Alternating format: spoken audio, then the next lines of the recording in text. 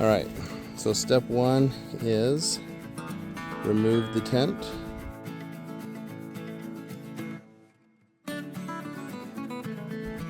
Then pull it apart.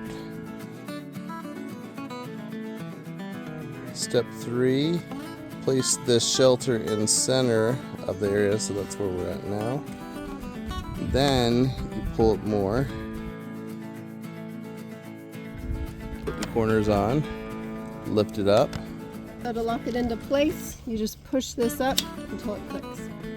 And that's where you'll undo it when you're ready to put it away. Awesome. And then the corners just can Velcro on. All right, so now you're gonna lift this up until it clicks.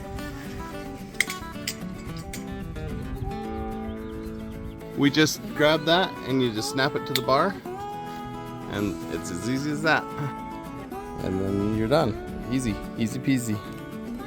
Okay, so this also comes with a set of sandbags that can strap around each leg, with the canopy, and strings and stakes if you need to secure it.